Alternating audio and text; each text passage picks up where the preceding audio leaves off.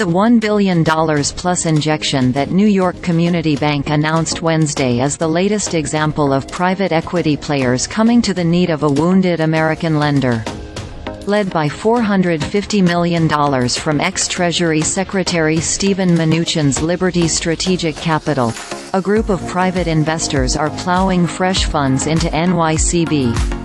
The move soothed concerns about the bank's finances, as its shares closed higher Wednesday after a steep decline earlier in the day.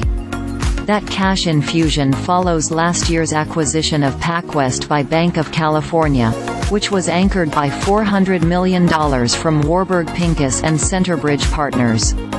A January merger between FirstSun Capital and HomeStreet also tapped $175 million from Wellington Management. Speed and discretion are key to these deals, according to advisors to several recent transactions and external experts. While selling stock into public markets could theoretically be a cheaper source of capital, it's simply not available to most banks right now.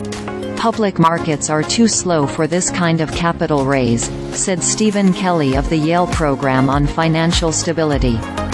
They're great if you are doing an IPO and you aren't in a sensitive environment. Furthermore, if a bank is known to be actively raising capital before being able to close the deal, its stock could face intense pressure and speculation about its balance sheet. That happened to Silicon Valley Bank, whose failure to raise funding last year was effectively its death knell.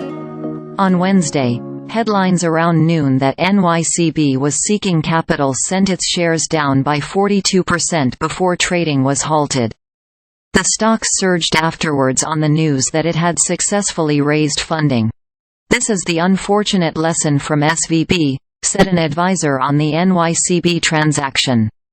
"With private deals, you can talk for a while, and we almost got to the finish line before there was any publicity." Mnuchin reached out to NYCB directly to offer support amid headlines about the duress it was under, according to a person with knowledge of the matter. Mnuchin isn't just a former Treasury secretary. In 2009, he led a group that bought California bank IndyMac out of receivership. He ultimately turned the bank around and sold it to CIT Group in 2015. Now, with the assumption that Mnuchin and his co-investors have seen NYCB's deposit levels and capital situation, and are comfortable with them, the bank has much more time to resolve its issues. Last week, NYCB disclosed material weaknesses in the way it reviewed its commercial loans and delayed the filing of a key annual report. "This buys them a ton of time. It means the FDIC isn't coming to seize them on Friday," Kelly said. "You have $1 billion in capital and a huge endorsement from someone who has seen the books.